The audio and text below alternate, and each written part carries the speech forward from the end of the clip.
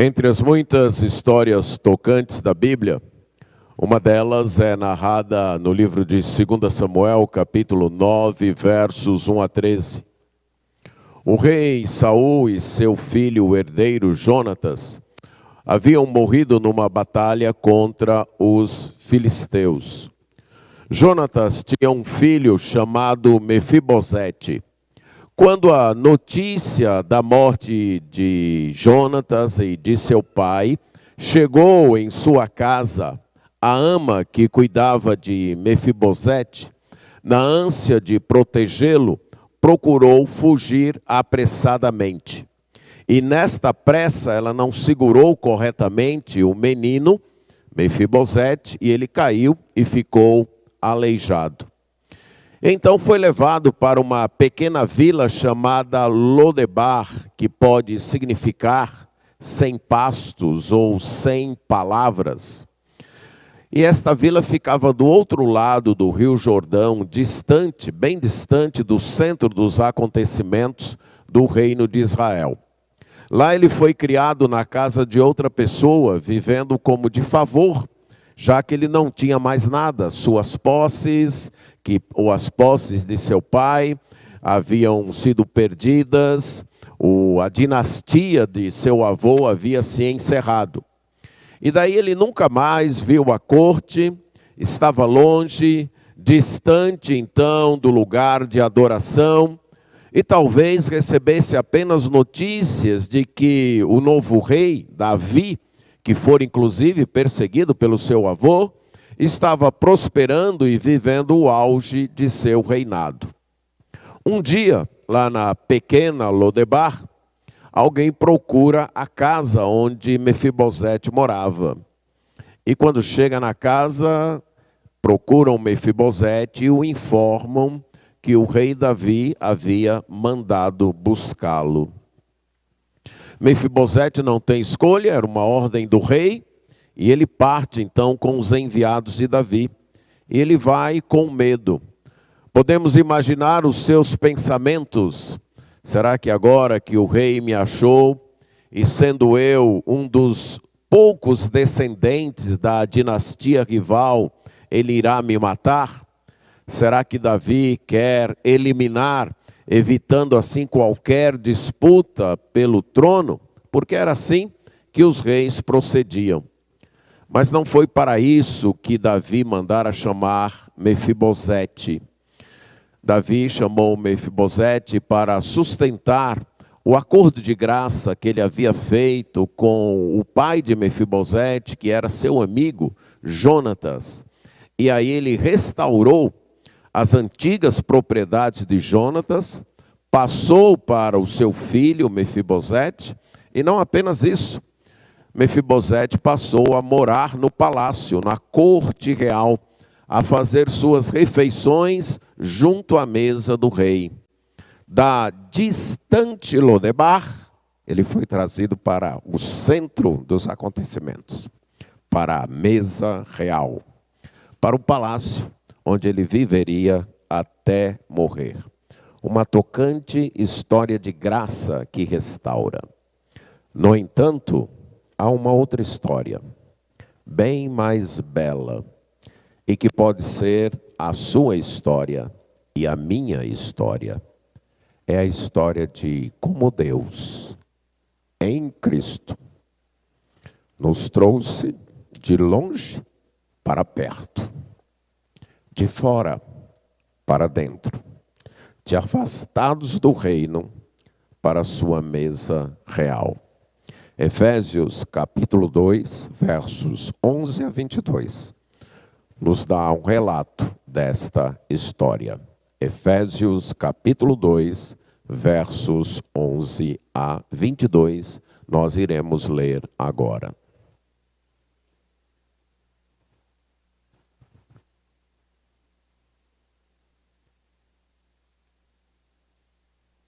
Diz assim: portanto, lembrem-se de que no passado vocês eram gentios na carne, chamados incircuncisão por aqueles que se intitulam circuncisão, que é feita na carne por mãos humanas.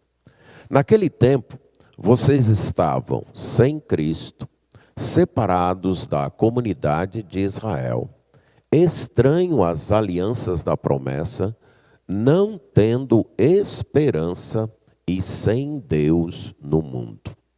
Mas agora, em Cristo Jesus, vocês que antes estavam longe, foram aproximados pelo sangue de Cristo. Porque Ele é a nossa paz. De dois povos Ele fez um. E na sua carne derrubou a parede de separação que estava no meio, a inimizade. Cristo aboliu a lei dos mandamentos na forma de ordenanças, para que dos dois criasse em si mesmo uma nova humanidade, fazendo a paz. E reconciliasse ambos em um só corpo com Deus, por meio da cruz, destruindo a inimizade por meio dela. E quando veio, Cristo evangelizou paz a vocês que estavam longe, e paz também aos que estavam perto. Porque por meio dele, ambos temos acesso ao Pai em um Espírito. Assim, vocês não são mais estrangeiros e peregrinos, mas concidadãos dos santos e membros da família de Deus, edificados sobre o fundamento dos apóstolos e profetas, sendo Ele mesmo, Cristo Jesus, a pedra angular. Nele, todo edifício bem ajustado cresce para santuário dedicado ao Senhor. Nele, também vocês estão sendo edificados junto com os outros, para serem morada de Deus no Espírito. Vamos orar. Senhor nosso Deus, que a Tua graça atue nesta tarde em nosso meio, deixando clara em nossas mentes a Tua palavra, dispondo as nossas afeições para dar-lhe a devida estima e inclinando o nosso coração para obedecê-la. Nós pedimos isto em nome de Jesus. Amém.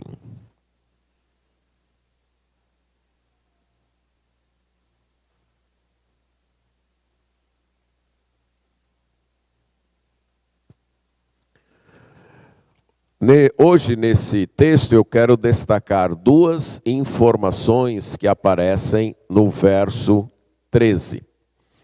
A carta aos Efésios, como nós temos repetido, é uma carta escrita pelo apóstolo Paulo às igrejas que estavam na região da Ásia Menor, que era uma província do Império Romano, correspondente hoje ao país da Turquia.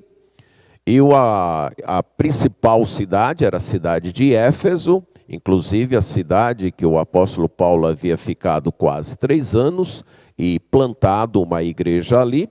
Depois de ter plantado essa igreja, ele acabou sendo preso em Jerusalém, enviado para Roma, onde ficou numa prisão domiciliar, e de lá então ele está escrevendo esta carta para aqueles irmãos. Na carta tem a saudação, logo no capítulo 1, um hino e uma oração.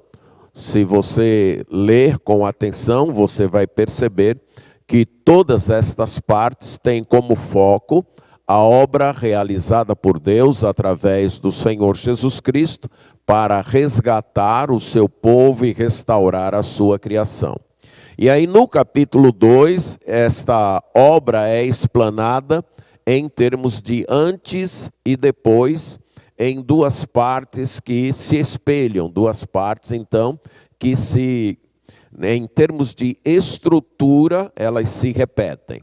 No capítulo 2, versos 1 a 10, é a primeira parte, nós temos o antes descrito nos versos 1 a 3, mostrando a situação daqueles leitores da carta antes de serem convertidos. Eles estavam mortos nos seus delitos e pecados, dominados pelos poderes tenebrosos do mal, escravizados por suas próprias paixões e debaixo da ira de Deus.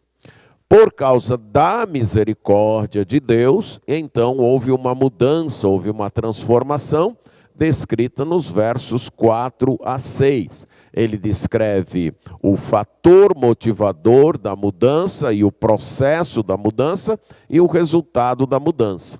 Então, por causa da misericórdia de Deus, aqueles eleitores, depois de convertidos, saíram da ira para o amor, receberam o amor, a graça e a misericórdia de Deus, deixaram de ser mortos para estarem vivos em Cristo, foram vivificados em Cristo, foram libertos dos poderes que os dominavam, porque ressuscitaram com Cristo e foram então entronizados juntamente com Cristo nos lugares celestiais, acima de todo principado e potestade. A segunda parte, que é esta que foi lida, de 11 a 22, há também um antes, há o meio da mudança, o processo da mudança e o resultado da mudança. O antes está tratado nos versos 11 e 12 e parte do 13, que hoje lemos. No domingo passado abordamos o 11 e o 12, então hoje vamos nos deter no verso 13. O propósito do apóstolo ao descrever esse antes e esse depois e mostrar como foi essa mudança, o processo desta mudança é fazer com que os leitores lembrem, é o que ele diz aí no verso 11. Lembrem-se, lembrem do que vocês eram, lembrem do que vocês são hoje, e lembrem do que aconteceu, o que foi feito para que vocês, daquilo que eram, passassem a ser o que são. E o propósito de lembrar é que vocês apreciem, para que possam viver à altura, viver de acordo com essa nova posição. E nesse verso 13 ele diz, lembrem-se que vocês estavam longe, mas foram aproximados, e agora vocês estão perto. E lembrem-se que isso aconteceu em Cristo e por meio do sangue de Cristo. No verso 13 nós temos logo aí uma frase que traz uma forte ênfase adversativa. Mas agora, ou agora porém, antes vocês eram chamados de incircuncisão, antes vocês eram considerados gentios, antes vocês estavam sem Cristo, antes vocês estavam destituídos dos direitos do povo da aliança que era Israel, antes vocês não tinham conhecimento das alianças e das promessas de Deus e nem podiam desfrutar destas alianças e promessas, antes vocês estavam sem Cristo, antes vocês não tinham esperança e antes vocês estavam sem Deus no mundo. Mas agora porém, vocês que estavam antes longe, foram aproximados. Houve um antes, algo do passado, um estado anterior, mas agora vocês foram aproximados.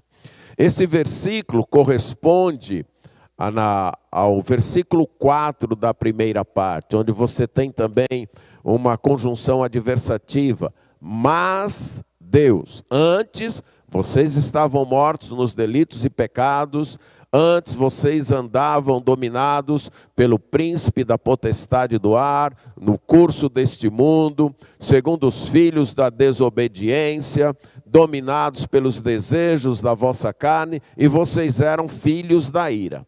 Mas Deus, sendo rico em misericórdia e por causa do seu amor, aqui ele coloca então, agora porém, e mostra um instrumento desta misericórdia, um instrumento desse amor, o meio através do qual a misericórdia e o amor de Deus se manifestou em Cristo e pelo sangue de Cristo.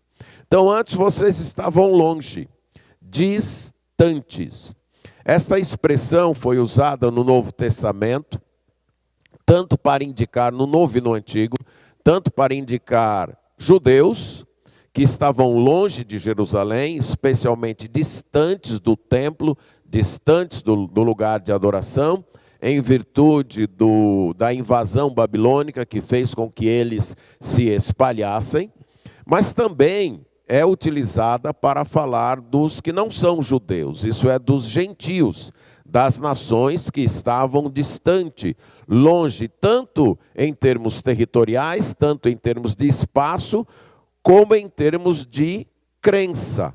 Então, os distantes na Bíblia eram o povo da aliança, o povo de Israel, que estava distante da terra, distante do lugar de adoração, mas também os que não eram israelitas, os que não eram judeus, que então estavam distantes por não terem conhecimento de Deus. O rei Salomão faz a oração quando ele inaugura o templo, e ele ora sobre aqueles que estariam longe, que estariam distante e que ouviriam falar de Deus.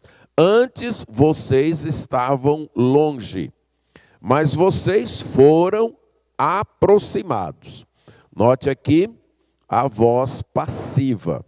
Não é que vocês se aproximaram, vocês foram aproximados.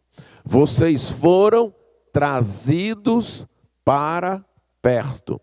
Então não foi algo efetuado por vocês. Foi algo que alguém fez com vocês. Vocês estavam longe e foram trazidos para perto. Foram aproximados. Então note bem a ênfase aqui que corrobora aquilo que ele já havia enfatizado na primeira parte, no capítulo 2, verso 8. Porque pela graça vocês são salvos mediante a fé. E isto não vem de vocês, é dom de Deus, não de obras para que ninguém se glorie. Então, a aproximação não se dá por iniciativa nossa. A aproximação não ocorre porque nós nos aproximamos, mas porque fomos aproximados, fomos trazidos por Deus para estar perto. Então nós fomos trazidos para perto. No verso 13 em si, nós não temos definido para perto de quem, para próximo de quem. Nós não temos essa definição. Mas à luz do que nós lemos nos versos 1 e 12, fica claro que distante ou estar longe se refere a todas aquelas deficiências apresentadas, especialmente no verso 12.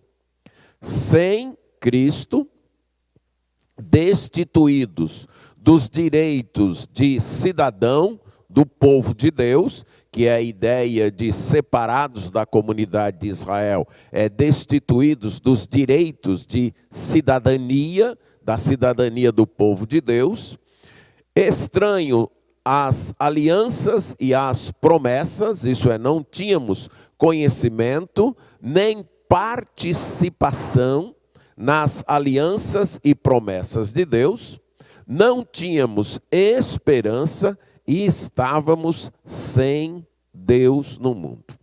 Em resumo, estávamos distantes de Deus. E fomos aproximados, trazidos para perto de Deus. Vivíamos distantes de Deus e fomos trazidos para perto desse Deus. O Deus das Escrituras é aquele que se faz perto do seu povo, que se aproxima do seu povo. Em Deuteronômio 4, 7, quando Moisés está desafiando o povo de Israel para continuar confiando e obedecendo a Deus, ele usa o seguinte argumento, Deuteronômio 4, 7. Pois que grande nação há que tenha deuses tão chegados a si como o Senhor nosso Deus, todas as vezes que o invocamos. Qual é a nação? Então, Moisés pergunta, qual é o povo que tem um Deus tão próximo, que tem um Deus tão perto de si, como a nossa nação, todas as vezes que nós o invocamos? O Deus das Escrituras é aquele Deus que tem prazer em estar perto do seu povo, em chegar para perto do seu povo. O Salmo 46, verso 1, diz, Deus é nosso refúgio e fortaleza, socorro bem presente nas tribulações. Esse é o Deus das Escrituras. O Deus que tem prazer em estar perto do seu povo. No Salmo 148, verso 14, nós podemos ler o que é dito, que Deus exalta o poder do seu povo, o louvor de todos os seus santos, dos filhos de Israel, povo que lhe é chegado, povo com quem ele mantém proximidade. Mas nós estávamos distantes desse Deus. E por que estávamos distantes desse Deus? O profeta Isaías responde a esta pergunta quando ele diz que Deus tem toda a disposição em ouvir, em atender. Mas o que é que impede, então, esse Deus de se aproximar? Isaías responde, os nossos pecados é que fazem separação entre nós e o nosso Deus. Então, nós estávamos distantes de Deus, não por culpa de Deus, porque Deus tem todo o prazer de se fazer perto do seu povo, de se aproximar do seu povo, mas por causa dos nossos pecados. Os nossos pecados nos fazem fugir da luz, como o apóstolo João deixou claro, quando diz que a luz veio ao mundo, mas os homens amaram mais as trevas do que a luz, porque as suas obras eram más. Quando nós estamos errados em relação a uma pessoa, você tem um certo problema com uma pessoa, tem uma certa dívida, ou algo a acertar com uma determinada pessoa, e você não quer acertar ou não consegue acertar. Você tem prazer em estar com aquela pessoa? Você procura estar com aquela pessoa? E a resposta é não. Se aquela pessoa vem por ali e você está indo, o que normalmente você procura fazer? Mudar e ir por outro caminho. Então, nós temos pecados, temos desobedecido a Deus, sabemos que Deus tem os seus padrões, Deus tem as suas exigências, nós não estamos dispostos a nos submeter a estes padrões, a estas exigências, então nós fugimos de Deus, nós nos afastamos de Deus. Quando nós nos aproximamos de Deus, ou é por alguma necessidade que nós queremos que Ele atenda, uma necessidade que nós não conseguimos resolver em nenhum outro canto, com nenhuma outra pessoa, então nós corremos para Deus, porque queremos que Ele resolva, e depois saímos de perto, porque queremos continuar com o nosso padrão de vida, com o nosso estilo de vida, sem nos submetermos a Ele. Esse Deus, então, é um Deus que gosta de se aproximar do seu povo.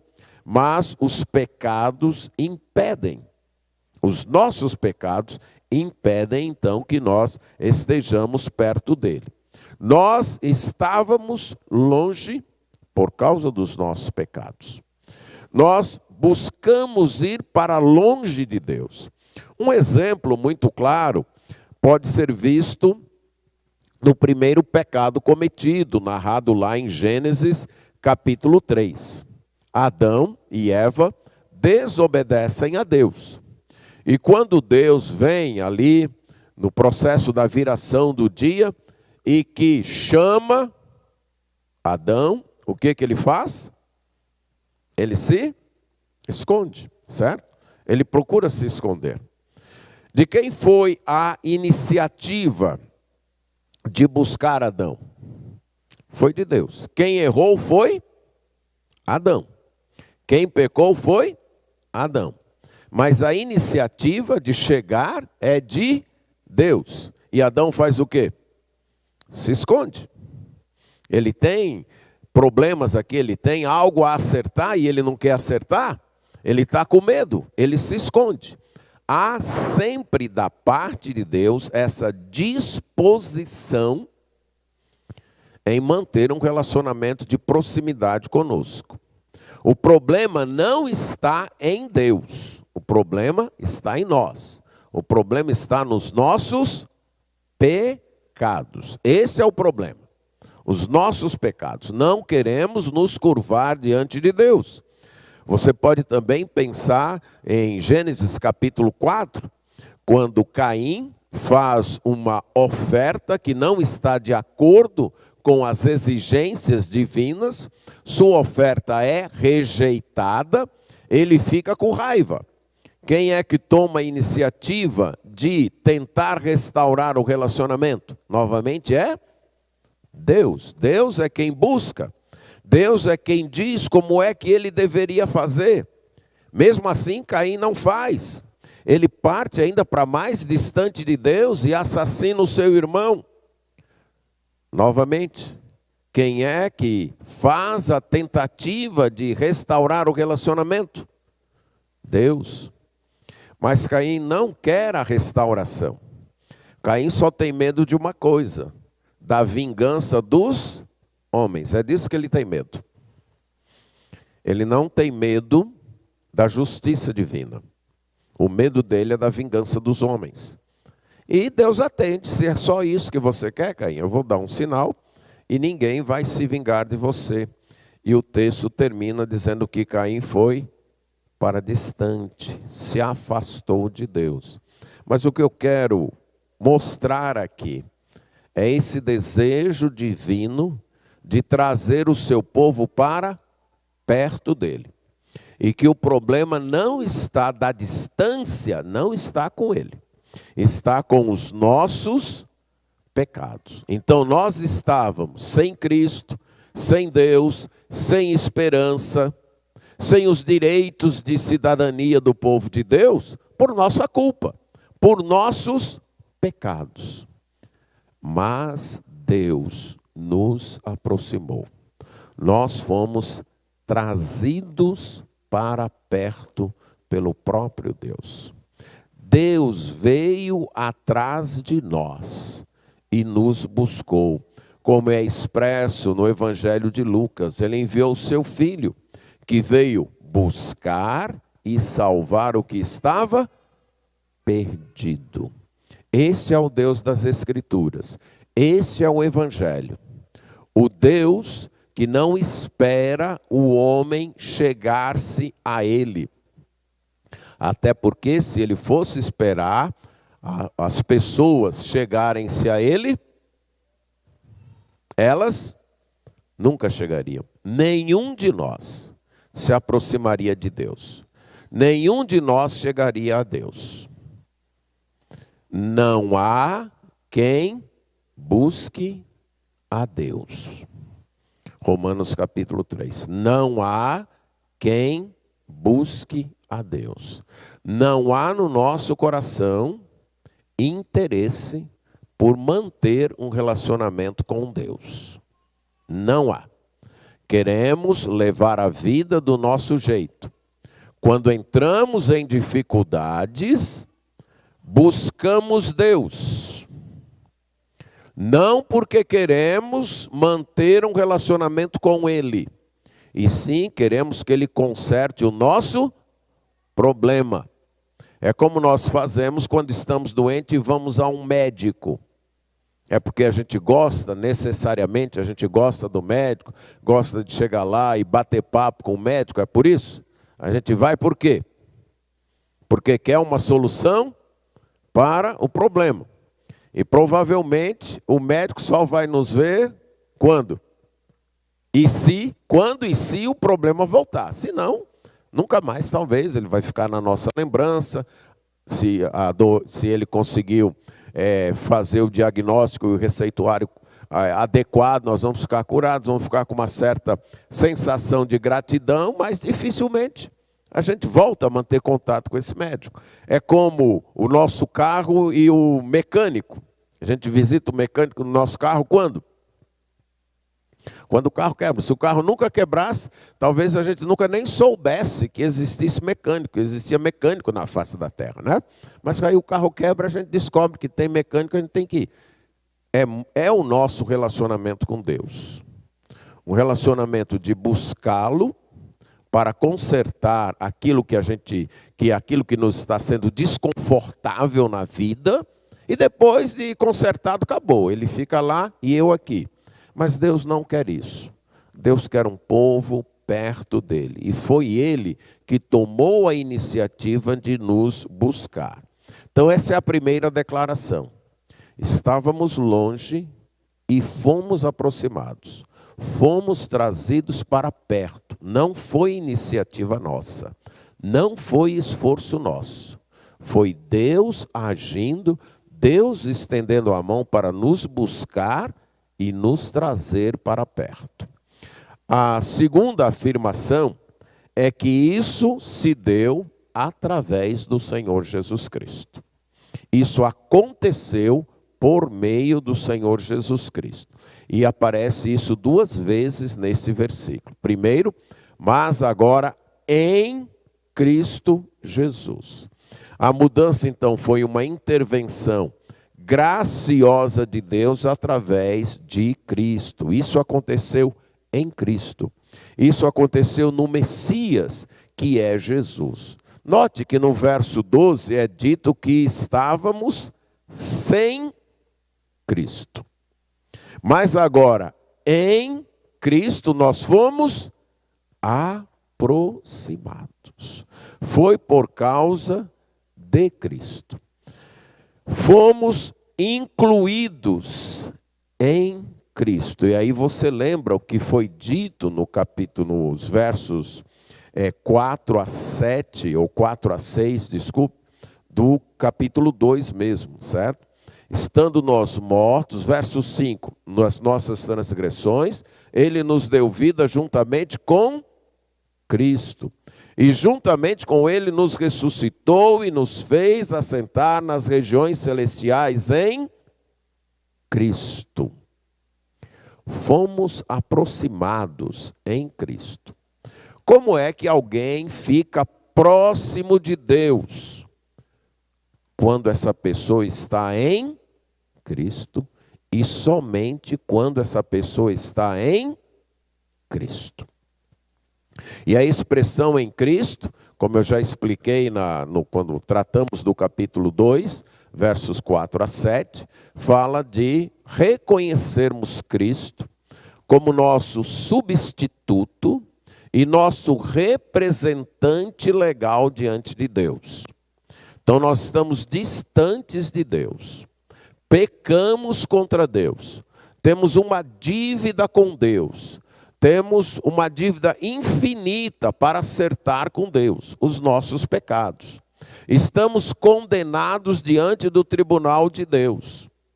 E não temos nós mesmos como nos aproximarmos de Deus para acertar isso.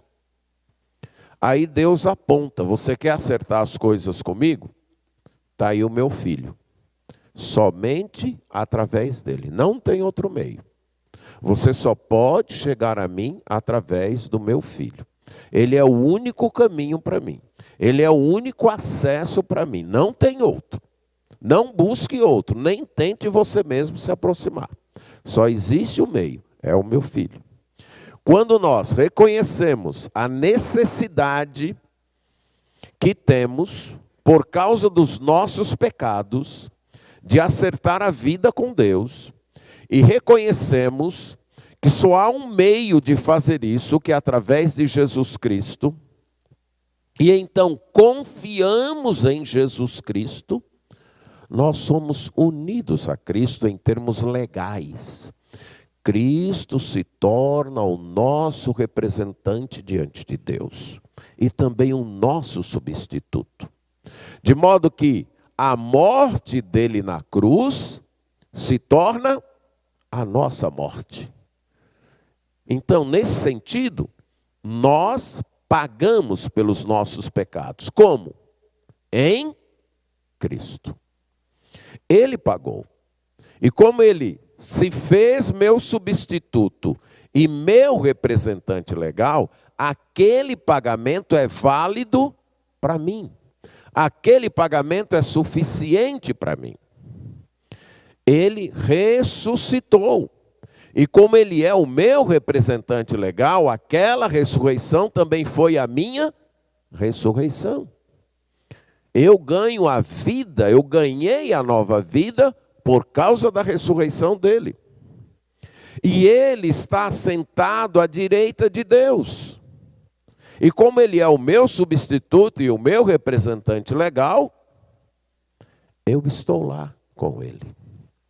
E aí você percebe o quão perto foi essa aproximação.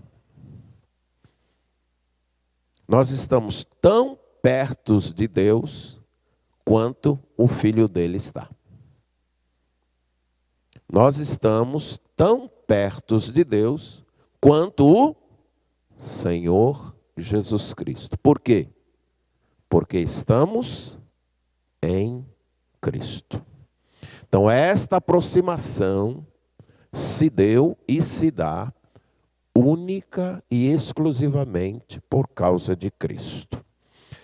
Não pense que essa aproximação se dá por causa de uma religião, por causa de um ritual religioso, por causa de uma denominação religiosa, por causa de uma igreja em termos denominacionais. Não é isso. Esta aproximação ocorre exclusivamente através da pessoa de Cristo. Não pense que você foi aproximado de Deus, foi trazido para perto de Deus, porque você se associou a uma igreja. Porque você se tornou membro de uma igreja. Não. Isso por si só não garante a sua aproximação de Deus. Não garante que você está perto de Deus. A única garantia que você tem é estar em Cristo. É aceitar Jesus Cristo como seu suficiente e único substituto e representante legal diante de Deus. É Ele que resolve o problema. A segunda expressão é: fomos aproximados pelo sangue de Cristo. A expressão sangue de Cristo equivale à morte de Cristo. Isso é, fomos aproximados porque Jesus morreu, derramou o seu sangue, pagando a penalidade. Então, foi através, foi por meio, foi na instrumentalidade da morte de Cristo na cruz que nós fomos aproximados. Em outras palavras, se Jesus tivesse vindo a esse mundo, ensinado tudo o que ele ensinou, realizado todos os milagres que ele fez e até mais, mas não tivesse morrido na cruz, nós ainda estaríamos distantes de Deus. A ponte que nos aproxima de Deus é a cruz do Senhor Jesus Cristo. É a morte de Cristo, é o seu sangue. Foi a sua morte na cruz que construiu essa ponte, que fez dele o verdadeiro pontífice entre Deus e os homens. Não há outro. Somente suficientemente e exclusivamente Ele. Somente Ele. Por sua morte na cruz, pelo seu sangue, nos aproximou de Deus. A Bíblia várias vezes enfatiza a centralidade da morte de Cristo. Vamos repetir alguns textos que a gente já tem frisado aqui, mas são textos que exploram verdades, que expressam verdades que nunca é demais repetir. Romanos 3:25 fala de que a quem, se referindo a Jesus Cristo, Deus apresentou como propiciação no seu sangue. A morte de Cristo foi a propiciação pelos nossos pecados. Nós estávamos debaixo da ira de Deus, como nós lemos em Efésios 3:3. O que afastou a ira de Deus? A morte de Cristo na cruz. Essa é a ideia de propiciação. Deus foi propiciado. Ele estava irado conosco por causa dos nossos pecados. E a sua ira foi aplacada, foi propiciada. E o que foi que propiciou, que aplacou esta ira? A morte de Cristo na cruz, o sangue de Cristo. Se Jesus não tivesse morrido na cruz, nós ainda estaríamos debaixo da ira de Deus. Deus ainda estaria irado conosco. Romanos 5:9. Logo, muito mais agora, sendo justificados pelo seu sangue. O que é justificados? Declarados justos. Declarados livres das penalidades diante da lei de Deus. Pecamos contra Deus, e a sentença que a lei de Deus estipulava por causa do nosso pecado era condenação eterna. Jesus sofre essa condenação na cruz.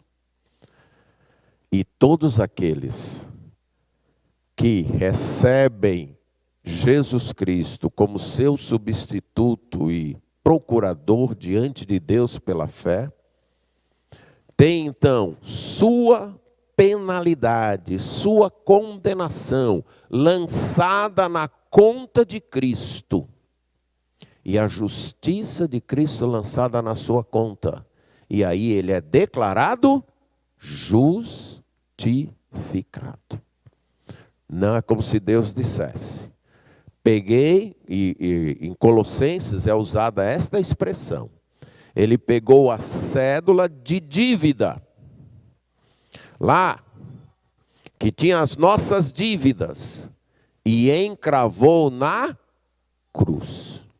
Está pago.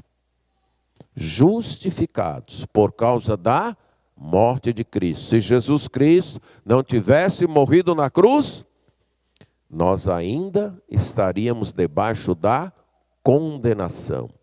Apocalipse, capítulo 1, verso 5.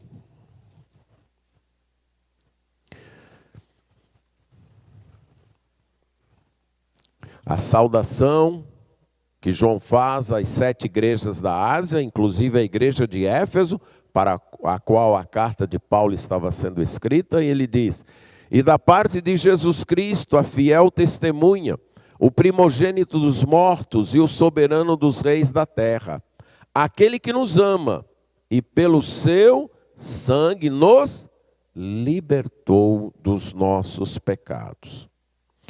Propiciação, justificação e libertação.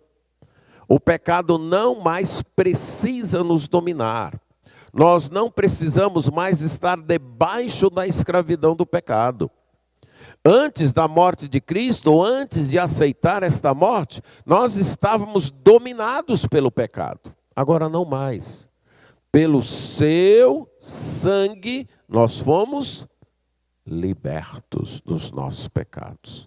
A libertação se deu porque na cruz Jesus venceu o pecado. Jesus derrotou o pecado. Sua morte, então, derrotou o poder do pecado em nossas vidas. Hebreus, capítulo 10, verso 19.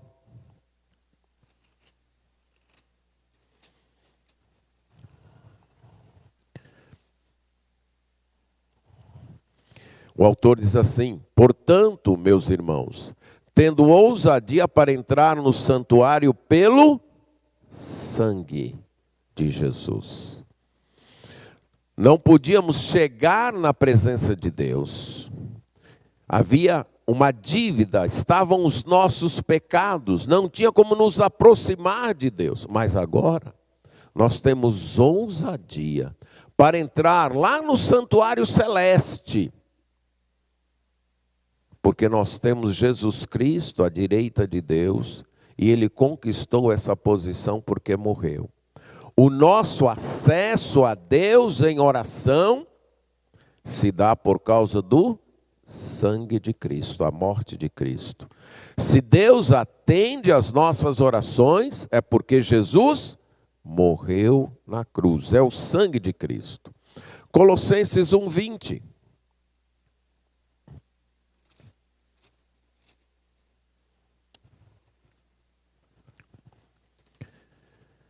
E que, havendo feito a paz pelo sangue da sua cruz, por meio dele, reconciliasse consigo mesmo todas as coisas, quer sobre a terra, quer nos céus.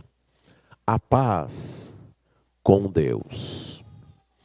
Temos Deus hoje nos amando, não estamos mais debaixo da ira de Deus.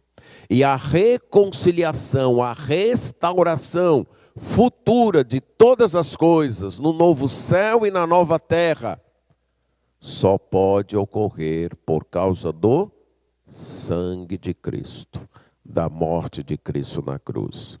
E aí você lembra de Efésios 1:7, que aqueles que vêm na escola dominical memorizaram. Lembram? Nele temos a redenção dos nossos pecados, a remissão dos pecados pelo seu sangue, a remissão dos pecados segundo a riqueza da sua graça. A redenção, o pagamento dos pecados se deu por causa do sangue de Cristo, a morte de Cristo na cruz. Veja que esse é o centro da nossa fé. Qualquer ensino que altere isso aqui, que altere o que a Bíblia diz sobre Jesus Cristo e sua pessoa, dele ser verdadeiro Deus, verdadeiro homem, dele ter se encarnado, morrido na cruz, ressuscitado e está à destra de Deus, de sua morte na cruz ter sido pagamento suficiente, necessário pelos nossos pecados. Qualquer ensino que direto ou indiretamente altere esse centro, não pode ser chamado de cristianismo.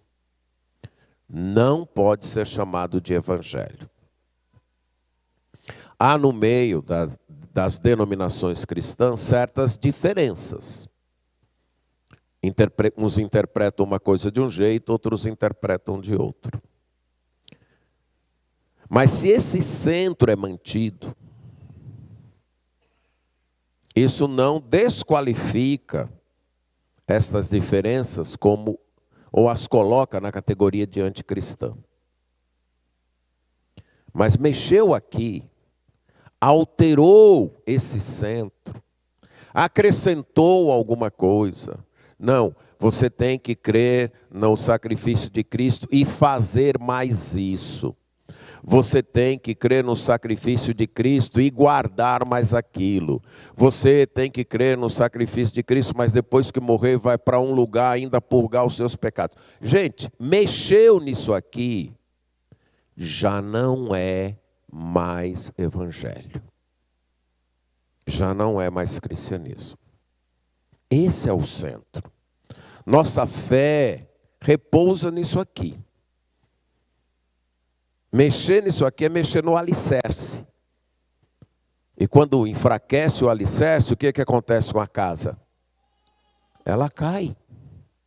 Esse é o centro. A pessoa de Cristo, sua morte na cruz, sua ressurreição e sua ascensão à direita do Pai. Esse é o centro da nossa fé. Toda a nossa salvação, toda a nossa segurança repousa no sacrifício de Jesus na cruz. Tudo repousa nisso.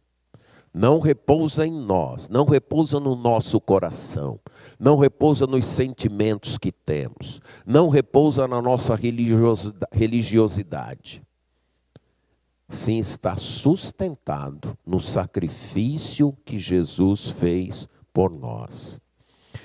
Esse versículo 13 nos mostra que foi a morte sacrificial do Senhor Jesus Cristo lá na cruz, por nossos pecados, que nos reconciliou com Deus, e depois nós vamos ver a partir do verso 14, nos reconcilia também uns com os outros. Faz uma reconciliação vertical e uma reconciliação horizontal. E que essa morte, por si só, está lá. Ela só passa a ter valor para mim quando eu estou em Cristo. Jesus morreu na cruz. Pagamento suficiente, expiação suficiente, libertação suficiente. Mas só passa a ter valor para mim quando eu creio que este Jesus é o meu substituto e o meu representante diante de Deus por causa dessa morte e me aproprio disso. Sem isso, a morte está lá, a morte de Cristo na cruz está lá, o sacrifício está feito e eu continuo ainda com meus pecados. Então há dois estágios aqui. A morte de Cristo na cruz, evento histórico, ocorrido, já realizado. E o segundo, a conversão cristã.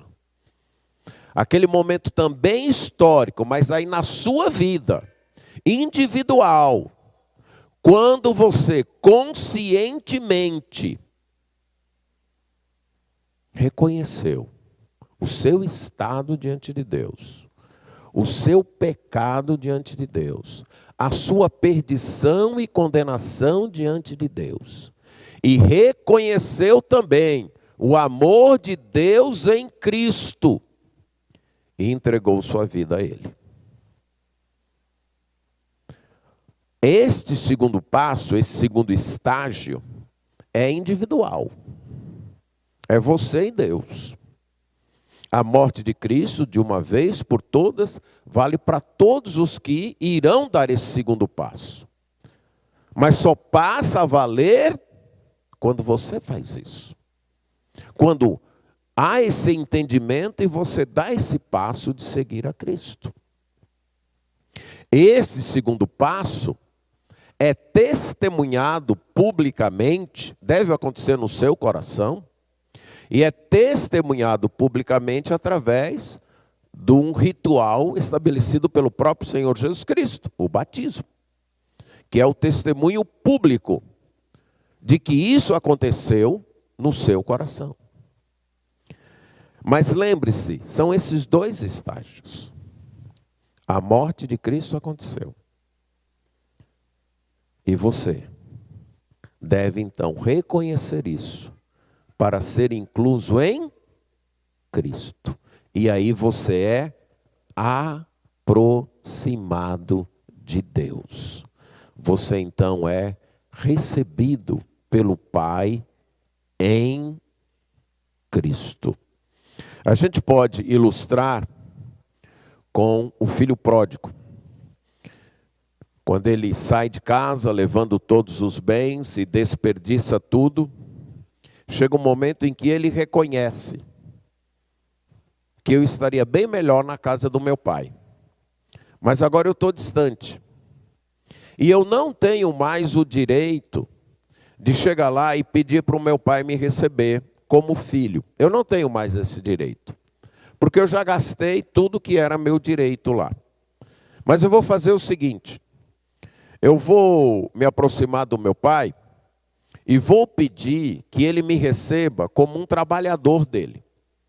Como alguém que vai trabalhar como um diarista nas propriedades. E eu vou comer o resultado do meu trabalho. Essa é a ideia dele. Eu vou me aproximar e vou dizer para o meu pai: pai, eu não sou digno, eu pequei contra os céus, isso é, eu pequei contra Deus, pequei contra o Senhor, eu não sou digno de ser chamado teu filho, eu reconheço isso, trata-me como um dos teus trabalhadores. E aí ele se aproxima. O pai estava ali na cidade, e provavelmente no portão, e de longe ele vê o filho. O pai sabia que se ele esperasse o filho chegar até onde ele estava, as pessoas da cidade iriam maltratar esse filho. Porque esse filho saiu da cidade, levando os bens do pai, trazendo vergonha para o pai, expondo uma divisão familiar.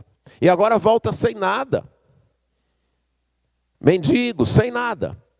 Então, muito provavelmente ele seria xingado, talvez até agredido. E o pai não quer isso. E o que o pai faz? O pai corre e abraça o filho. Não foi o filho que foi aproximado, foi o pai que foi. Porque se todo mundo percebesse que o pai está perdoando, quem somos nós para dizer alguma coisa?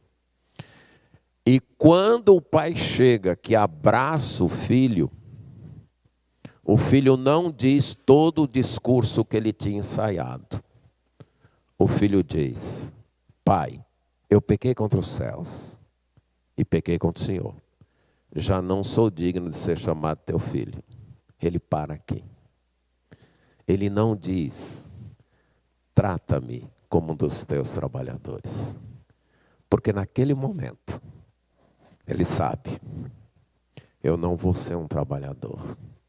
Eu vou ser filho. Eu estou sendo recebido como filho. Foi isso que aconteceu na cruz. Ele veio até nós para nos receber como filhos. Agora, entendido isso, você tem que ter a disposição de confiar exclusivamente em Jesus e sua morte na cruz. Porque foi somente pela sua cruz. E nós vamos encerrar o culto cantando esse hino.